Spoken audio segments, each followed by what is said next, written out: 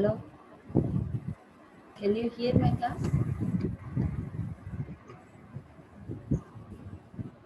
Hello?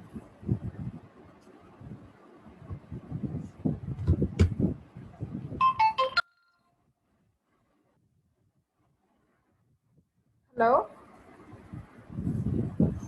Hello? Sharif and Peru. Hello, Sharif, can you hear me? Yes, madam.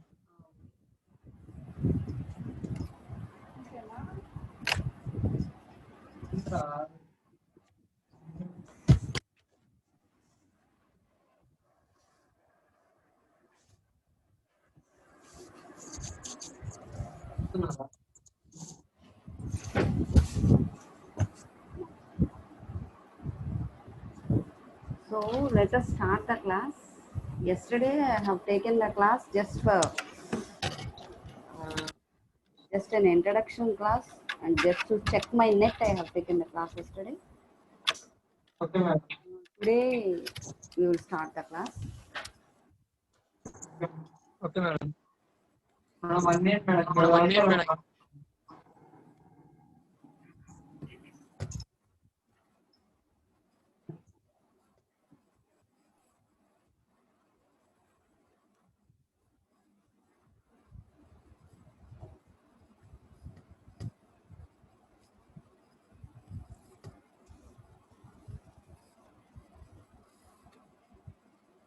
PM.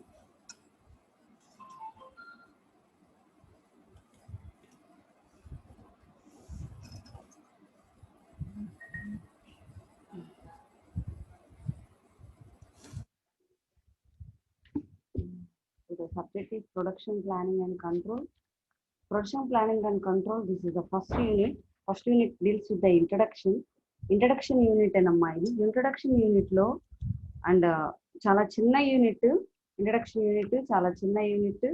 Plus అంటే topics అన్ని related లాగానే కనిపిస్తాయి కానీ అవి రిలేటెడ్ కాదు. పాయింట్స్ అన్ని మీరు చాలా జాగ్రత్తగా గుర్తుపెట్టుకోవాలి. పాయింట్స్ ఎంత బాగా రాస్తే అంత మార్క్స్ వస్తాయి, right? So production planning and control unit 1కి వచ్చేసరికి let me read the syllabus first.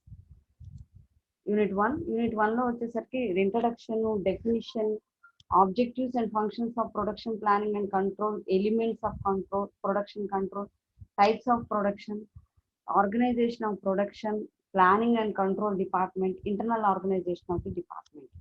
అంటే ఫస్ట్ యూనిట్ లో ఇంట్రడక్షన్ గురించి, డెఫినేషన్ గురించి అంట. డెఫినేషన్ అంటే ప్రొడక్షన్ అంటే ఏంటి, ప్లానింగ్ అంటే ఏంటి, కంట్రోల్ అంటే ఏంటి అనే డెఫినేషన్స్, ప్లస్ మీరు ఆబ్జెక్టివ్స్ అంటే ప్రొడక్షన్ ప్లానింగ్ అండ్ కంట్రోల్లో ఉన్న ఆబ్జెక్టివ్స్ ఏంటి, ఫంక్షన్స్ ఏంటి, నెక్స్ట్ వాటిలో ఉన్న ఎలిమెంట్స్ ఏంటి, వాటిలో ఎన్ని టైప్స్ ఉన్నాయి, తర్వాత ఆర్గనైజేషన్ స్ట్రక్చర్ ఏంటి, తర్వాత వాటిలో ఉన్న ఇంటర్నల్ డిపార్ట్మెంట్ ఏంటి, ఎక్స్టర్నల్ డిపార్ట్మెంట్ ఏంటి, అసలు ఆ డిపార్ట్మెంట్లో ఏమేమి ఉంటాయి అని మొత్తం చెప్పేది యూనిట్ 1.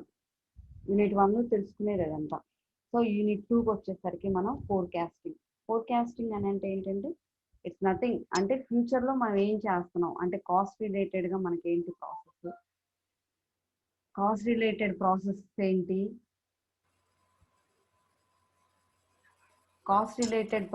ఏంటి, అంటే కాస్ట్ రిలేటెడ్గా ఎంత ఎఫెక్టివ్గా ఉంటుంది, నెక్స్ట్ మనం తీసుకునే ప్రోడక్ట్ ఏంటి, ప్లాంట్ ఎక్కడ కన్స్ట్రక్ట్ చేయాలి అనేది మనం ఒకసారి ముందుగా తెలుసుకొని ఆ తర్వాత మనం ఏ ప్లాంట్ అయినా స్టార్ట్ చేస్తాం. ఆ ప్లాంట్ని స్టార్ట్ చేయడానికి కావాల్సిన విధానాలు కొన్ని ఉంటాయి. కొన్ని క్వాలిటేటివ్ మెథడ్స్, కొన్ని క్వాంటిటేటివ్ మెథడ్స్. ఆ మెథడ్స్ ద్వారా మనం మిగతావన్నీ అంటే ఆ ఏరియా మంచిదా కాదా, లేకపోతే ఇప్పుడు మనకు ఎంత రన్ అవుతుంది, నెక్స్ట్ ఎంత రన్ అవ్వచ్చు అని ప్రిడిక్ట్ చేసుకుంటూ ఇప్పుడున్న కండిషన్స్ ఏంటి, నెక్స్ట్ కండిషన్స్ ఏంటి అని ప్రిడిక్ట్ చేసుకుంటూ వాటిని కంపేర్ చేసుకుంటూ నడిచేదే ఫోర్కాస్టింగ్ అంటే ఫ్యూచర్ అంటే వాట్ నెక్స్ట్ అనే దానికి ఫోర్కాస్టింగ్ చెప్తా ఉంటారు. ఫోర్కాస్టింగ్లో మళ్ళీ 2 టెక్నిక్స్ చెప్పారు, అవి qualitative and quantitative methods.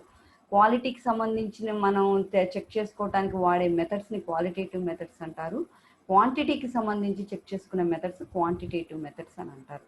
So forecasting first unit మొత్తం థియరిటికల్గా ఉంటే సెకండ్ యూనిట్ మొత్తం only forecasting, importance of forecasting దగ్గర నుంచి మిగతా అవన్నీ ప్రాబ్లమ్సే. సో సెకండ్ యూనిట్ మొత్తం ప్రాబ్లమ్స్ చేయాలి. సెకండ్ యూనిట్ స్టార్ట్ చేసినప్పుడు మీరు నోట్స్ తీసుకోండి, క్వశ్చన్స్ చెప్తా ఉంటాను, ఆ ప్రాబ్లమ్స్ అన్ని మీరు నోట్ చేసుకొని ఎలా చేయాలి అనేది నేను ఎక్స్ప్లెయిన్ చేస్తూ ఉంటాను, చేతురుగాని ప్రాబ్లమ్స్.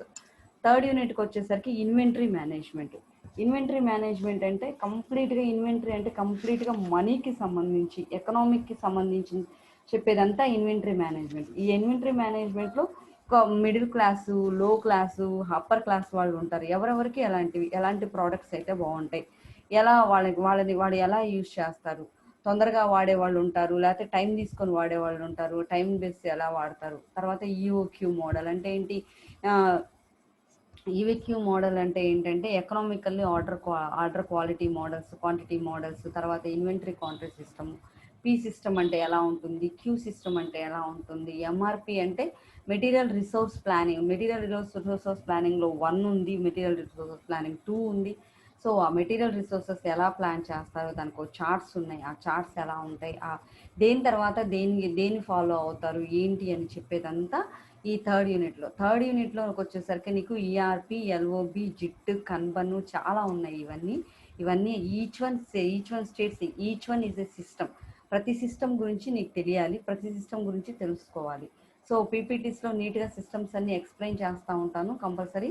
ఈ థర్డ్ యూనిట్లో కూడా ప్రాబ్లమ్స్ ఎక్కువ ఉన్నాయి కాబట్టి కంపల్సరీ నోట్స్ అనేది ఫాలో అవ్వాలి థర్డ్ యూనిట్ కూడా. సో ఫోర్త్ యూనిట్కి వచ్చేసరికి ఏంటంటే రూటింగ్ షెడ్యూల్స్. రూటింగ్ అంటే డెఫినిషన్ ఏంటి, తర్వాత రూటింగ్ ప్రొసీజర్ ఏంటి, రూటింగ్ షీట్ అంటే ఏంటి.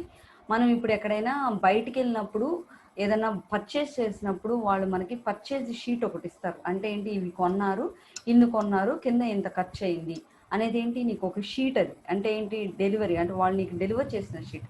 అలాంటివే రూట్ షీట్స్ ఉంటాయి. రూట్ షీట్స్ ఏంటి, ఆ రూట్ షీట్స్ మెటీరియల్స్ ఏంటి, తన ఫ్యాక్టర్స్ ఏం ఎఫెక్ట్ అవుతూ ఉంటాయి, ఆ షెడ్యూలింగ్ అంటే ఏంటి, ఆ షెడ్యూల్ అంటే ఏంటి.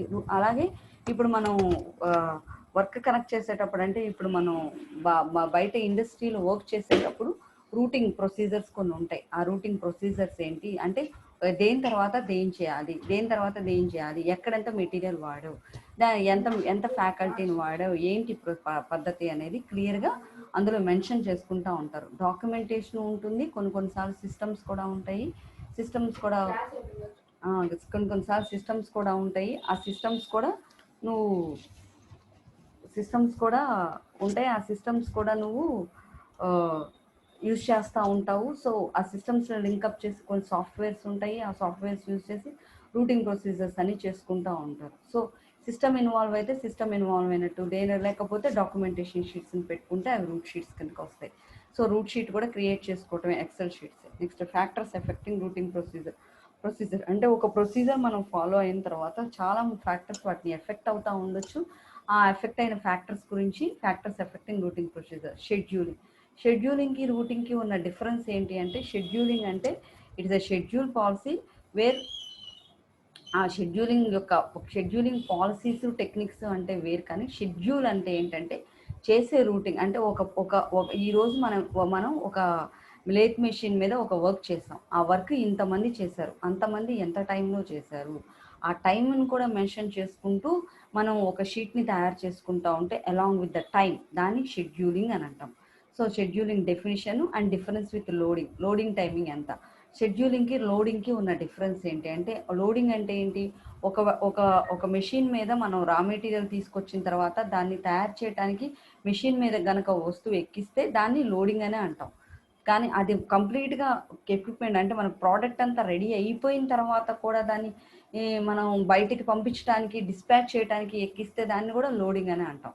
సో షెడ్యూలింగ్కి లోడింగ్కి ఉన్న డిఫరెన్స్ ఏంటి, దాని గురించి కూడా ఎక్స్ప్లెయిన్ చేయడం జరుగుతుంది. నెక్స్ట్ 5th యూనిట్లోకి వచ్చేసరికి scheduling policies, techniques, scheduling methods, standard scheduling methods, line balancing, aggregate planning, chase planning, expediting, controlling aspects. Line బ్యాలెన్సింగ్లో షెడ్యూలింగ్ ఎలా చేస్తావు, అగ్రిగేట్ ప్లానింగ్లో షెడ్యూలింగ్ ఎలా చేస్తావు, చేజ్ ప్లానింగ్లో షెడ్యూలింగ్ ఎలా చేస్తావు, ఎక్స్పెడిటింగ్లో షెడ్యూలింగ్ ఎలా చేస్తావు, కంట్రోలింగ్ ఆస్పెక్ట్స్లో షెడ్యూలింగ్ ఎలా చేస్తావు. ఇవన్నీ షెడ్యూలింగ్లో పాలసీస్ అంటే డిఫరెంట్ పాలసీస్. సో ఇవన్నీ ఏంటంటే థియరిటికల్గానే ఉంటాయి, కానీ ఈచ్ పాలసీ ఈజ్ డిఫరెంట్. ఆ పాలసీలు ఎలా ఫ్రేమ్ అవుతున్నాయి అనేది మీరు తెలుసుకోవాల్సి వస్తుంది. అది థియరిటికల్గానే ఉంటుంది. 4th యూనిట్ రూటింగ్ థియరిటికలే, మొత్తం థియరిటికలే, కాకపోతే రూట్ షీట్స్ ఎలా ఫ్రేమ్ చేస్తాం అనేది తెలుసుకోవాలి, రైట్? షెడ్యూలింగ్ పాలసీస్ ఎలా ఫ్రేమ్ చేస్తాం అనేది తెలుసుకోవాలి. ఆ నెక్స్ట్ యూనిట్కి వచ్చేసరికి డిస్పాచింగ్కి 2 విధానాలు ఉన్నాయి, డిస్పాచింగ్, ఫాలో. డిస్పాచింగ్లోకి వచ్చేసరికి activities of a dispatching procedure. ఒక ప్రొసీజర్ ప్రకారం డిస్పాచింగ్ అనేది మనం తయారు చేసిన కంప్లీట్ ప్రోడక్ట్ డిస్పాచ్ అవుతూ ఉంటుంది. ఆ ఫాలో అప్ అంటే ఏంటి? ఒక చోట డిస్పాచ్ అయింది, ఇంకో చోటకి వెళ్ళి డెలివర్ అవ్వాలి. ఆ ఇంకో చోటకి డెలివర్ అయ్యి డిస్పాచ్ టు డెలివరీ మధ్యలో జరిగేది ఫాలో అప్. ఆ ఫాలో అప్ ఏం జరుగుతుంది, వాటి యొక్క ఫంక్షన్స్ ఏంటి? కొన్నిసార్లు ఫాలో అప్ చేసేటప్పుడు మనం డైరెక్ట్గా అంటే ఇంతకుముందు సిస్టమ్స్ లేవు కాబట్టి వాటిని డైరెక్ట్గా ఎక్కడెక్కడ ఉన్నారు ఏంటి అంటే ఒక్కొక్క స్టేజ్ బై స్టేజ్ అంటే మనం వెళ్ళి పలానా స్టేజ్లో మనం అంటే ఇప్పుడు లారీలో మనం లోడ్ ఎక్కించి పంపించాం, పలానా స్టేజ్కి వెళ్ళి పలానా అటెండెన్స్ తీసుకోవాలి, మళ్ళీ ఇంకో స్టేజ్కి వెళ్ళి అటెండెన్స్ తీసుకుంటా ఉంటే ఓకే ఈ లోడ్ ఈరోజు ఇక్కడికి చేరింది, ఈ లోడ్ ఈరోజు ఇక్కడ చేరింది అనేది మనకి ఇన్ఫర్మేషన్ వాళ్ళ ద్వారా వస్తూ ఉండేది. సో నెక్స్ట్ ఎప్పుడైతే సిస్టమ్స్ వచ్చాయో, ట్రాక్ సిస్టమ్ ఎప్పుడైతే వచ్చిందో, ఆ track system, sensors, bar codes వల్ల ఏంటంటే మనకి ఆటోమేటిక్గా అది ఎక్కడి నుంచి ఎక్కడికి మూవ్ అవుతుంది అని చెప్పని ఆ ఎక్విప్మెంట్ ఎక్కడి నుంచి ఎక్కడికి మూవ్ అవుతుంది అనేది ఆటోమేటిక్గా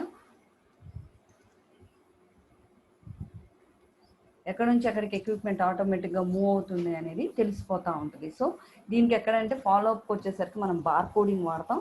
సో ఆ బార్ కోడింగ్ ఏం చేస్తాం, మనం ఎప్పుడైతే ప్యాక్ చేస్తామో ఆ ప్యాక్ చేసిన దాని మీదకి ఆ బార్ కోడింగ్ మనం ప్లేస్ చేసి పెట్టినప్పుడు ఏంటంటే ఆ బార్ కోడింగ్ మనం ట్రేస్ చేసుకుంటూ ఉంటే అది ఎక్కడ మూవ్ అవుతుంది ఏంటి అనేది మనకి తెలిసిపోతూ ఉంటుంది. This is nothing but A follow up. ఈ ఫాలో అప్ పక్కన applications of computers in production planning and control. Production planning and కంట్రోల్లో కంప్యూటర్స్ ఎలా అప్లికబుల్ ఉంటాయి, దాని కంప్యూటర్స్ మనం ఎక్కడెక్కడ వాడతాము అనేది చెప్పేదే application of computers in production planning and control. నాకు తెలిసి ఫస్ట్ యూనిట్ ఇంట్రడక్షన్ దగ్గర నుంచి మనకు కంప్లీట్గా సిస్టమ్స్ ఎప్పుడైతే ఉన్నాయో సిస్టమ్స్ వాడుతూనే ఉంటున్నాం. సో నెక్స్ట్ టాపిక్ అసలు స్టార్టింగ్ అంటే ఇంట్రడక్షన్ టాపిక్ స్టార్ట్ చేస్తున్నాను on the starting the class. So ఈ క్లాస్లో ఏంటంటే ప్రొడక్షన్ అంటే ఏంటి, ప్రొడక్షన్ ప్లానింగ్ అండ్ కంట్రోల్ అంటే ఏంటి, ప్రొడక్షన్ అంటే ఏంటంటే transfer of materials into desired product or output. ఈ transformation of materials into desired products or output. ఒక అవుట్పుట్ రావటానికి మా మెటీరియల్స్ దగ్గర, రా మెటీరియల్ దగ్గర నుంచి మనకు కావాల్సిన అవుట్పుట్ రావటానికి ట్రాన్స్ఫర్ చేస్తే, అంటే మనం మధ్యలో ఏమైనా లేత్ మెషిన్స్ వాడచ్చు, లేకపోతే మౌల్డింగ్ వాడచ్చు, లేకపోతే ఏదైనా వాడచ్చు మనం ఒక అవుట్పుట్ తీసుకొని వస్తే దాన్ని ప్రొడక్షన్ అని అంటాం. So transfer of materials into desired product or output is called as materials. ఇలాంటి అవుట్పుట్ తీసుకొచ్చేటప్పుడు we focus on quantity, quality, cost and time. ఈ అవుట్పుట్ తీసుకొచ్చేటప్పుడు మనం వీటి మీద 4 పాయింట్స్ మీద ఫోకస్ చేస్తాం. 4 పాయింట్స్ ఏంటి అంటే first one quantity, next quality, cost, time. ఈ 4 మనం ఫోకస్లో పెట్టుకొని ఈ bring the product out side. ఇంకొక డెఫినేషన్ ఉంది ప్రొడక్షన్ అంటే ఇంకొక డెఫినేషన్ కూడా ఉంది, విచ్ ఈజ్ నథింగ్ బట్ ఆ డెఫినేషన్ ఏంటి అంటే అంటే నేను మీకు మెటీరియల్ ఇచ్చేటప్పుడు ఆ మెటీరియల్లో ఆ డెఫినేషన్ కూడా ఉండేలాగా చూస్తాను. So which is nothing but production is nothing but ఒక్క నిమిషం.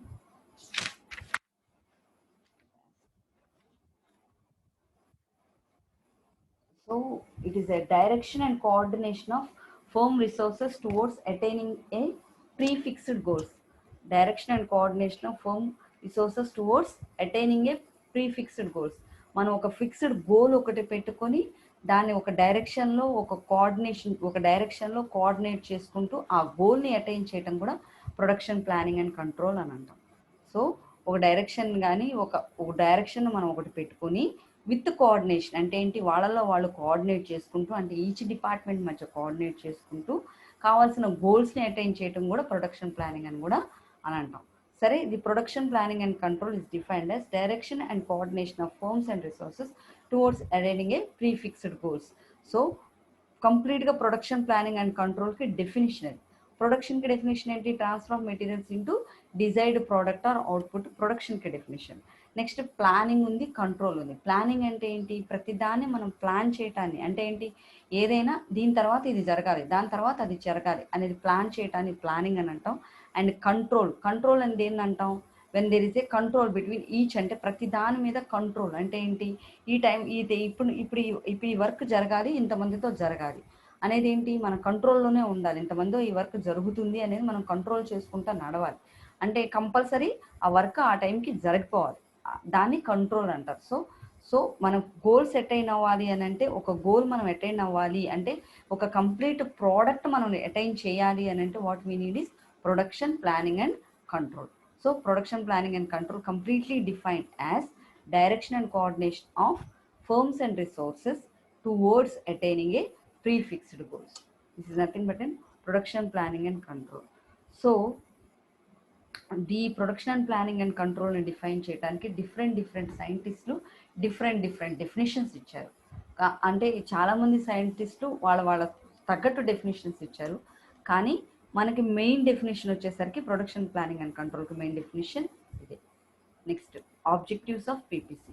పీపీసీకి ఆబ్జెక్టివ్స్కి వచ్చేసరికి ఫస్ట్ ఆబ్జెక్టివ్ ఏంటంటే systematic planning of production activities to achieve highest efficiency in production of goods.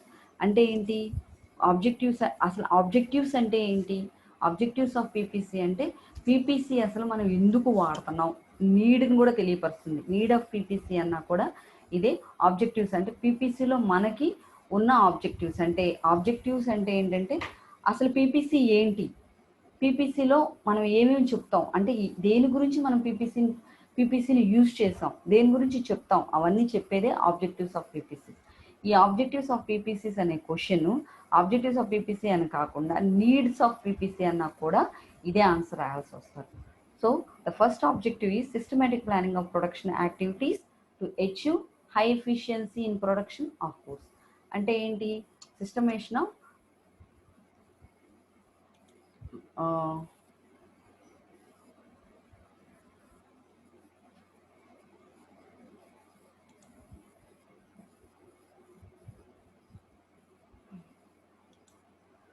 systematic planning of production activities to achieve high efficiency in production of goods.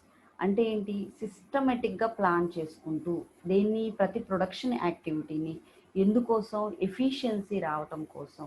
అదే ఆ efficiency ఇందులో goods యొక్క ప్రొడక్షన్లో ఎఫిషియన్సీ రావటం కోసం సిస్టమేటిక్గా plan చేసుకొని వెళ్ళటాన్ని ఏమంటాము systematic planning of production activities to achieve highest efficiency in production of goods. So this is the first objective. సిస్టమేటిక్గా ప్లాన్ చేసుకుంటూ ఉండడం ఎందుకు, గూడ్స్ని అచీవ్ చేసుకోవడం కోసం, అంటే ఎఫిషియన్సీగా గూడ్స్ని అచీవ్ చేసుకోవడం కోసం చేసే యాక్టివిటీని ఫస్ట్ ఆబ్జెక్టివ్గా డీల్ చేస్తారు. Next second objective to organise production facilities like machines, to organize production objectives like machines, men, etc. to achieve stated production objectives. అంటే ఏంటి, ఆర్గనైజ్ చేయటం. దేన్ని ఆర్గనైజ్ చేయటం, ఫెసిలిటీస్. అంటే ఏంటి, మనం కంప్లీట్గా ప్రొడక్షన్ చేయాలి అని అంటే మనకు కావాల్సిన ఫెసిలిటీస్, మెషిన్స్, మనకు కంప్లీట్గా కావాల్సినది machines, men etcetera to achieve stated production objectives. మనకు కావాల్సిన ప్రొడక్షన్ ఆబ్జెక్టివ్స్ కోసం మనకు కావాల్సిన ఫెసిలిటీసే మెన్ను, మెషిన్స్. ఈ మెషిన్స్, మెషిన్స్ని మనం కరెక్ట్గా ఆర్గనైజ్ చేయగలిగితే మనకి ప్రొడక్షన్ ప్లానింగ్ కరెక్ట్గా నడిచినట్టే. థర్డ్ వన్ ఏంటి, optimum scheduling of resources. Optimum scheduling of resources అంటే ఏంటి, మన షెడ్యూలింగ్ రూటింగ్కి డిఫరెన్స్ ఏం చెప్పుకున్నాం. షెడ్యూలింగ్ అంటే ఏంటి, ప్రతి వర్క్ చేసేటప్పుడు ఆ వర్క్ ఎంత టైంలో జరిగింది అనేది మనం నోట్ చేయటాన్ని షెడ్యూలింగ్ అని చెప్పుకున్నాం. So optimum scheduling of resources అంటే ఎంత తక్కువ టైంలో ఎంత ఫాస్ట్గా మనకు కావాల్సిన వర్క్ అనేది షెడ్యూల్ అవుతుంది, మనకు కావాల్సిన వర్క్ అనేది షెడ్యూల్ చేసుకోవటాన్ని ఆప్టిమమ్ షెడ్యూలింగ్ ఆఫ్ రిసోర్సెస్ అని అంటారు. Which is nothing but one of the objective of PPC. Which is nothing but one of the objective of PPC. Next, coordinate with other departments relating to production to achieve balanced and uninterrupted production flow.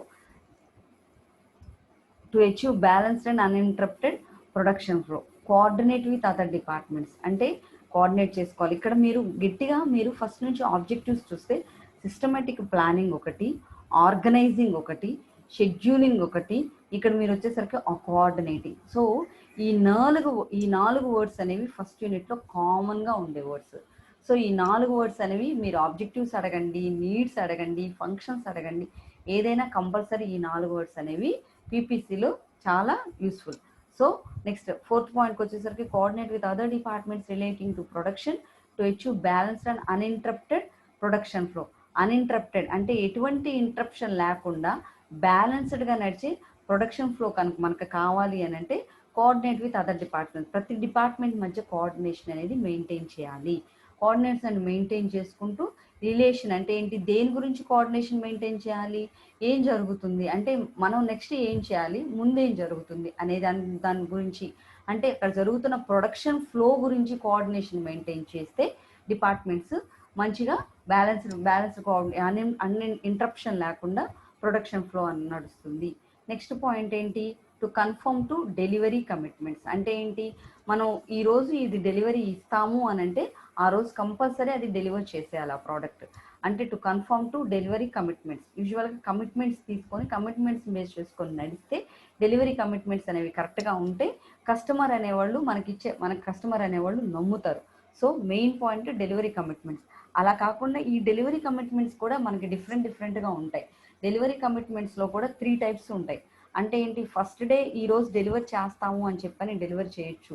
అంటే ఇన్ని items deliver చేస్తాము అనేది to the time deliver చేస్తే well and good. లేదు అంటే we can take an exemption of, అంటే ఆ రోజు చేయనప్పుడు ఎగ్జంప్షన్ ఆఫ్ 1 వీక్. అంటే అది ఏంటి, ఒకసారి మాత్రమే, ఒకసారి 1 to 2 టైమ్స్ అనేవి సేమ్ కస్టమర్ దగ్గర ఎగ్జంప్షన్ తీసుకోవచ్చు, కానీ అంతకంటే ఎక్కువ తీసుకోకూడదు. టు ద రూల్ మాట్లాడాలంటే డెలివరీ చేస్తానన్న టైం కంపల్సరీ డెలివరీ చేసేయచ్చు. లేదు అని అంటే సేమ్ కస్టమర్ కనుక అయితే వెంటనే ఈ రోజు డెలివర్ చేస్తాం అనకపోతే 1-2 రోజులు ఆగి డెలివర్ చేస్తామని చెప్పని మనం ఎగ్జంప్షన్ తీసుకోవచ్చు, కానీ అదే సేమ్ కస్టమర్ దగ్గర 2-3 సార్లు ఎగ్జంప్షన్స్ తీసుకోకూడదు. డెలివర్ చేస్తాను అన్న టైంకి కంపల్సరీ డెలివర్ చేయాలి. So coming to the next slide, material planning and control. మెటీరియల్ని ప్లాన్ చేసుకోవాలి, అవి మన కంట్రోల్లో ఉంటారు. అంటే రా మెటీరియల్ అనేది ఎక్కడి నుంచి తెప్పించుకోవాలి, ఎలా తెప్పించుకోవాలి, రా మెటీరియల్ ఎక్కడి నుంచి మనకు ప్రాసెస్ అవుతుంది, పోనీ ఆ ప్రాసెస్ అయ్యేది ఎంత టైం పడుతుంది అనేది ముందుగానే మనం ప్లాన్ చేసుకోవాలి. సో మెటీరియల్ ప్లానింగ్ దానికి విత్ కంట్రోల్లో ఉండాలి. ఆ material planning to be able to make adjustments due to change in demand and rush orders కోసం ఆర్డర్స్ ఎంత రష్గా ఉన్నా అడ్జస్ట్మెంట్స్ అన్నీ మనం కరెక్ట్గా మేక్ అడ్జస్ట్మెంట్ అంటే కరెక్ట్గా ప్లాన్ చేసుకోవాలి. అడ్జస్ట్మెంట్స్ అని కరెక్ట్గా ప్లాన్ చేసుకొని ఎన్ని రష్ ఆర్డర్స్ ఉన్నా వచ్చిన ప్రతి కస్టమర్ని మనం సాటిస్ఫై చేస్తేనే ఇట్ విల్ అంటే ప్రొడక్షన్ ప్లానింగ్ అండ్ కంట్రోల్ అనేవి చాలా నీట్గా ఇబ్బంది లేకుండా ఎనీ ఇంటరప్షన్ లేకుండా నడుస్తాయి.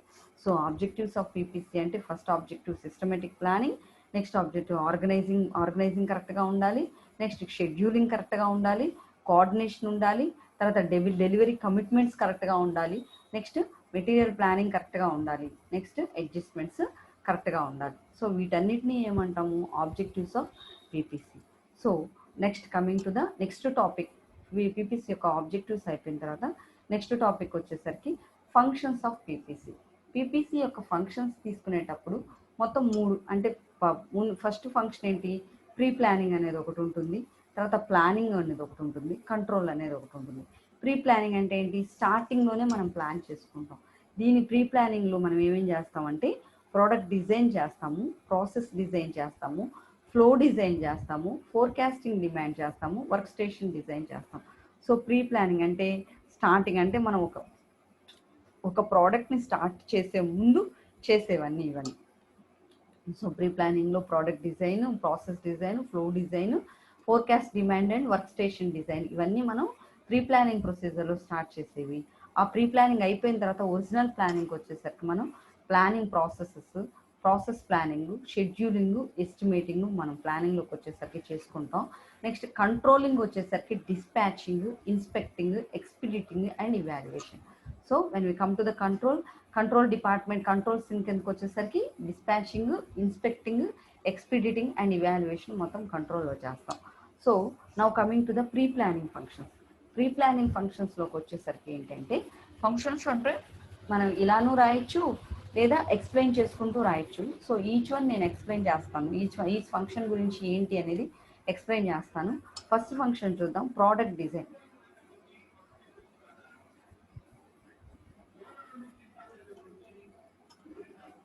ఫస్ట్ ఫంక్షన్ వచ్చేసరికి ప్రోడక్ట్ డిజైన్. ప్రోడక్ట్ డిజైన్లో design of the product,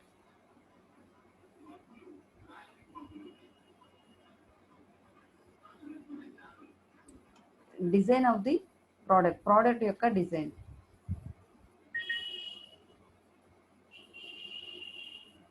product యొక్క డిజైన్, ప్రోడక్ట్ డిజైన్లో ప్రోడక్ట్ని డిజైన్ చేసుకోవటం. మనం ఏం ప్రోడక్ట్ చేయాలి, ఇక్కడున్న ఎన్విరాన్మెంటల్ కండిషన్స్ ఏంటి, మనకి ఏది అవైలబుల్గా ఉంటుంది దాన్ని చేసుకొని ఆ ప్రోడక్ట్ని డిజైన్ చేసుకొని దాన్ని మిషన్ డిజైన్ మనకి ఎలా అయితే డయాగ్రామ్స్ వేస్తామో ఎక్కడెక్కడ ఏ మెటీరియల్ వాడాలి అవన్నీ మనకు దొరుకుతాయా లేదా అనేది మనకు ఎంటైర్ ప్రోడక్ట్ని డిజైన్ చేసుకుంటాం. ఈ ప్రోడక్ట్ డిజైన్ చేసుకున్న తర్వాత ప్రాసెస్ డిజైన్ అంటే ఏం ప్రాసెస్ చేయాలి, అది ఎలా ఉంటుంది ప్రాసెస్ అంతా, ఆ ప్రాసెస్ అంతా డిజైన్ చేసుకునేది ప్రాసెస్ డిజైన్ కిందకు వస్తుంది. అంటే ఏంటి ప్రాసెస్ అంటే దేని తర్వాత ఏం చేయాలి, ఈ మనకున్న ప్రోడక్ట్ తయారు చేయాలి అని అంటే దేని తర్వాత ఏం చేయాలి, ఏ మెషిన్ తర్వాత ఏ మెషిన్ వాడాలి అనే దాన్ని డిజైన్ చేసుకోవటం ప్రాసెస్ డిజైన్ అంటారు. అంటే మనం చేసే ప్రాసెస్ని డిజైన్ చేసుకోవటాన్ని ప్రాసెస్ డిజైన్ అని అంటారు. నెక్స్ట్ వచ్చేసరికి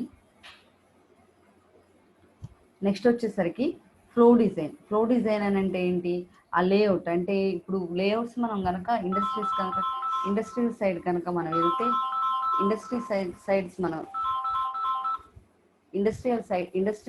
మనం వెళ్తే లేఅవుట్స్ అంటే ఏంటి, మనం మొత్తం కంప్లీట్ ప్లాన్ గీసుకునేటాన్ని లేఅవుట్ అని అంటారు. ఆ లేఅవుట్లో ఏంటంటే మనం ఇప్పుడు మన ల్యాబ్ని చూసుకున్నట్లయితే ఫ్లూయిడ్ మెకానిక్స్ ల్యాబ్ ఒక చోట ఉంది, ఎంఓఎస్ ఎంఎంఎస్ ల్యాబ్ ఒక చోట ఉంటుంది, లేత్ ఆపరేషన్స్ అన్ని ఒక చోట జరుగుతాయి, హెచ్టీ ల్యాబ్ ఒక చోట ఉంటుంది. ఏంటి అంటే each one is called each layout. అంటే ఒక్కొక్క దాన్ని ఒక్కొక్క లేఅవుట్గా తీసుకుంటారు. అలాగే ప్లాంట్స్లోకి వెళ్తే క్వాలిటీ చెకింగ్ ఒక చోట ఉంటుంది, రా మెటీరియల్ ఒక చోట సప్లై చేస్తారు, ప్రొడక్షన్ ఒక చోట జరుగుతుంది, తర్వాత థర్మల్ ప్లాంట్స్ ఒక చోట ఉంటాయి.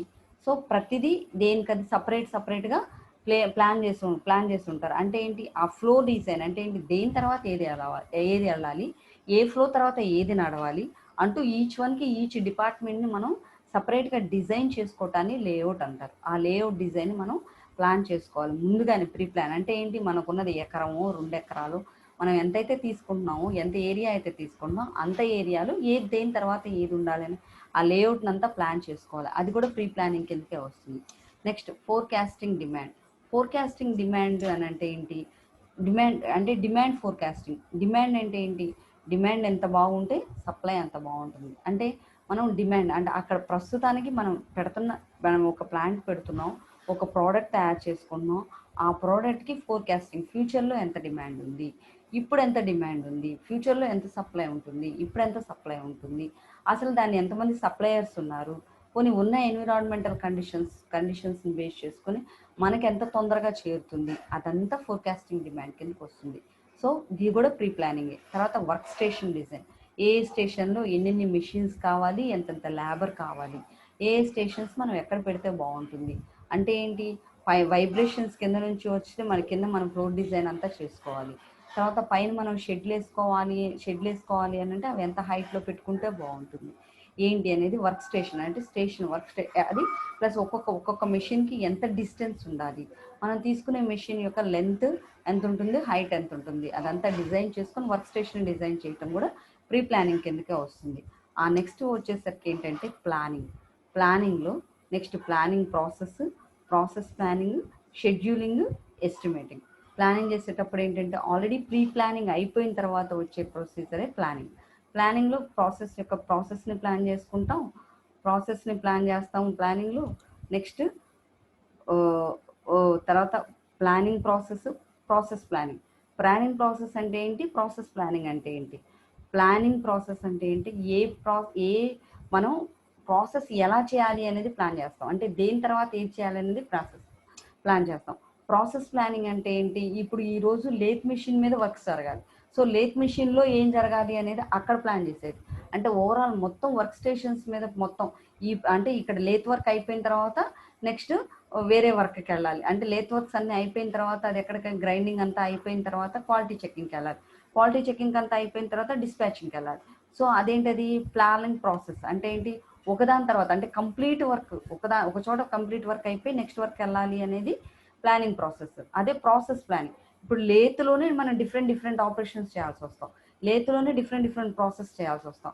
ఆ డిఫరెంట్ ప్రాసెస్ని ప్లాన్ చేసుకోవటాన్ని ప్రాసెస్ ప్లానింగ్ అంటారు. ఆ నెక్స్ట్ ఏంటది షెడ్యూలింగ్. సో షెడ్యూలింగ్ అంటే ఏంటి, ఒక్కొక్క ప్లాన్కి ఒక్కొక్క ప్రాసెస్ ప్లాన్కి ఎంత షెడ్యూల్ అవుతుంది, ఎంత టైం అనేది మనకు షెడ్యూల్ అవుతుంది, దాన్ని మనం షెడ్యూల్ చేసుకోవటం.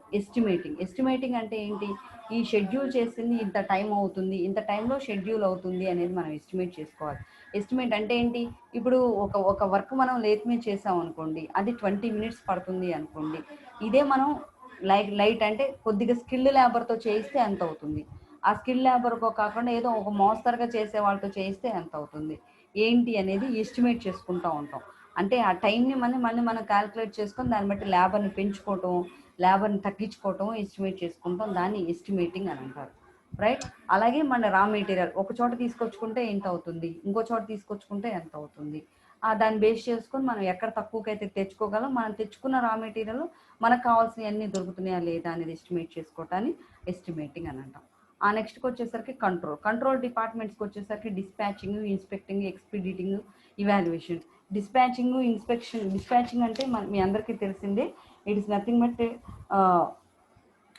But dispatching of products. అంటే ఏంటి, ప్రతి ప్రోడక్ట్ని మనం ఏ టైంకి డిస్పాచ్ చేస్తా ఉన్నాం, ఎలా డిస్పాచ్ చేస్తున్నాం అని చెప్పని అంటే పంపించడం, అంటే కంప్లీట్గా ప్రోడక్ట్ అయిపోయిన తర్వాత వాటిని పంపించడం డిస్పాచింగ్ కిందకు వస్తుంది. ఇన్స్పెక్టింగ్ అంటే ఏంటి, బిఫోర్ డిస్పాచింగ్ ఇన్స్పెక్టింగ్ అంటే ఏంటి, అది క్వాలిటీ కంట్రోల్ కిందకు వస్తుంది. ఆఫ్టర్ డిస్పాచింగ్ ఇన్స్పెక్టింగ్ అంటే ఏంటి, మనం పంపించిన ప్రతి ప్రోడక్ట్ కరెక్ట్గా పంపించామా లేదా, వాటి మీద బార్ కోడ్స్ అని వేసుకున్నామా లేదా, అంటే ఫాలో అప్ కోసం అవన్నీ కరెక్ట్గా ప్యాకింగ్ కరెక్ట్గా ఉందా లేదా అని చేసుకునే వాటిని అన్నింటినీ ఇన్స్పెక్టింగ్ అంటాం. తర్వాత ఎక్స్పీడిటింగ్ అంటే ఏంటంటే బాటిల్ నెక్స్. అంటే ఏంటి, కొన్నిసార్లు మనకి వర్క్ ఎలా వస్తుంది అని అంటే, ఇప్పటికిప్పుడు మాకు ఒక 2 daysలో మాకు ఇన్ని ప్రోడక్ట్స్ కావాలి, ఇప్పుడు చాలా అర్జెంట్ డెలివరీస్ వస్తాయి. అంటే ఏంటి బాటిల్ నెక్, అంటే మెడ మీద కత్తి పెట్టే సమయానికి జరిగే వాటిని బాటిల్ నెక్స్ అంటారు. ఆ బాటిల్ నెక్ డెలివరీస్ కూడా మనం చేయగలగాలి, దాన్ని ఎక్స్పీడిటింగ్ అని అంటారు. నెక్స్ట్ ఇవాల్యుయేషన్ అంటే ఏంటి, improvement of product efficiency. Product యొక్క ఎఫిషియన్సీని ఇంప్రూవ్ చేసుకుంటూ ఇవాల్యుయేట్ చేయడం. అంటే ఏంటి, ఈ రోజు ఈ ప్రోడక్ట్ మనం వీళ్ళకి డెలివర్ చేసాం, వాళ్ళకి డెలివర్ చేసిన తర్వాత అది వాళ్ళకి ఉపయోగపడింది. ఫర్ ఎగ్జాంపుల్ తీసుకున్నాం అనుకోండి, ఎక్కడో దాకా ఎందుకు లేడీస్ విషయాలు కనుక వస్తే కనుక మనం చాలా చాలా చిన్న ఐటమ్స్ కొని ఒక 10 సేమ్ ఐటమ్స్ ఒక 10 తెచ్చాం. ఒక 10 తెచ్చిన తర్వాత ఆ 10 ఐటమ్స్లో కొన్ని వర్క్ అవుతాయి, కొన్ని వర్క్ కావు. అలాగే మనం ఒక కంపెనీకి సేమ్ ఐటమ్స్ మనం డెలివర్ చేసాం. డెలివర్ చేసినప్పుడు ఏంటంటే మోస్ట్లీ మనం ప్రతిదీ క్వాలిటీ చెక్ చేసుకొని డెలివర్ చేస్తాం. తీరా ఆ ఐటమ్ తీసుకొని వెళ్ళిన తర్వాత వాళ్ళు మిషన్స్లో పెట్టుకున్న తర్వాత కొన్ని పని చేయవు. ఎన్ని పని చేయలేదు ఏంటి, అసలు మనం పంపించిన వాటికి ఏమైనా పని చేయలేదా, అంటే ఆర్ దే యూజ్డ్, అంటే యూజ్ అయినాయా లేదా, ఆ యూజ్ కాకపోతే ఎన్ని యూజ్ కాలేదు. అలాగే పంపించే వాటిని ఏంటి, మనం 4-5 కంపెనీస్కి పంపిస్తాం. 4-5 కంపెనీస్కి పంపించినప్పుడు ఆ 4-5 కంపెనీస్ పరిస్థితి ఏంటి అనేది కనుక్కొని మనం ఎఫిషియన్సీని ఇంప్రూవ్ చేసుకుంటూ ఉంటాం. ఈసారి మీరు పంపించిన వాటిలో 4 మాకు 2 రోజులు వర్క్ చేసి ఆగిపోయినాయండి, 4 మనకు డిఫెక్ట్ వచ్చినాయండి అని వాళ్ళు చెప్పారనుకోండి. సో నెక్స్ట్ టైం వచ్చేసరికి ఏంటి, మనం ఆ 4 కాకుండా 2 డిఫెక్ట్ వచ్చేలాగా ప్లాన్ చేసుకొని ఎఫిషియన్సీని ఇంప్రూవ్ చేసుకుంటూ ఉంటాం. దాన్ని ఏమంటారు, evaluation and improving. Evaluation is nothing but ఎఫిషియన్సీని గెయిన్ చేయటం. సో దాన్ని ఏమంటారు, ఎఫిషియన్సీని ఇంప్రూవ్ చేసుకోవటం అని అంటారు. That was nothing but the evaluation. ఇవన్నీ ఏంటి, functions of PPC. Functions of PPC అనేది మనం 2 విధాలుగా ఎక్స్ప్లెయిన్ చేసుకోవచ్చు నాన్న. ఈ ఫంక్షన్స్ ఆఫ్ పీపీసీ అంటే ఏంటి, ప్రీ ప్లానింగ్ అంటే స్టార్టింగ్ ఫంక్షన్స్ ఆఫ్ పీపీసీ.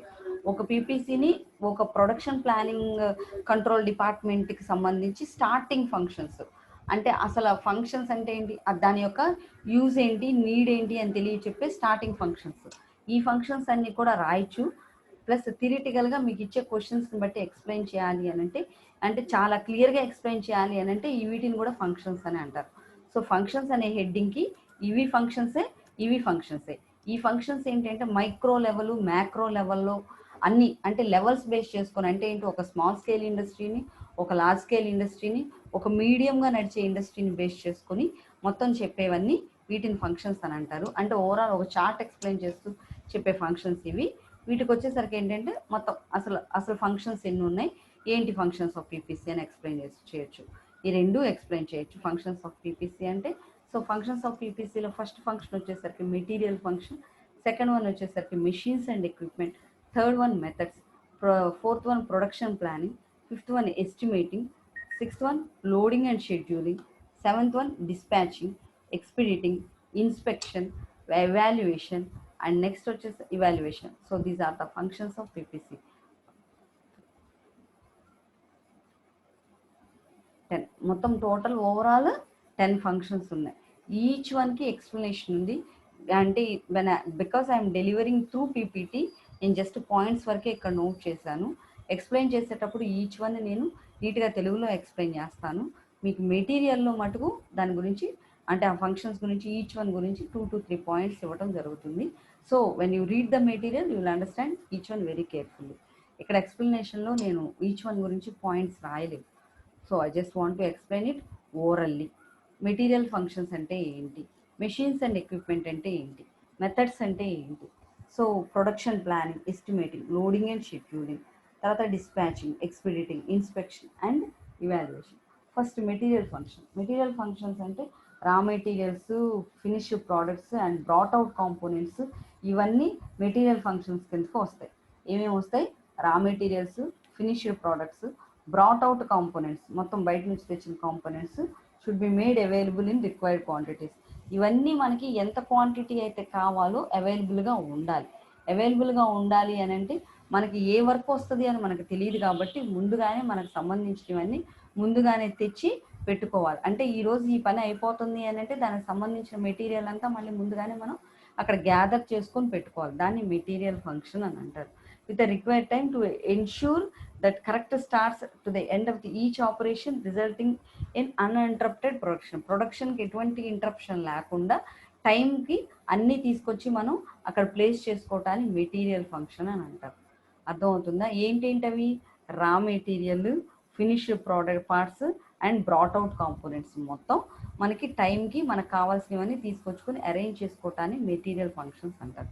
ఎందుకు అరేంజ్ చేయాలి, ప్రొడక్షన్లో ఎటువంటి ఇంటరప్షన్ లేకుండా ఉండడం కోసం అరేంజ్ చేసుకోవాలి. వాటిని మెటీరియల్ ఫంక్షన్స్ అని అంటారు. సో నెక్స్ట్ వన్ ఏంటి, నెక్స్ట్ ఫంక్షన్ ఏంటి, మెషిన్స్ అండ్ ఎక్విప్మెంట్.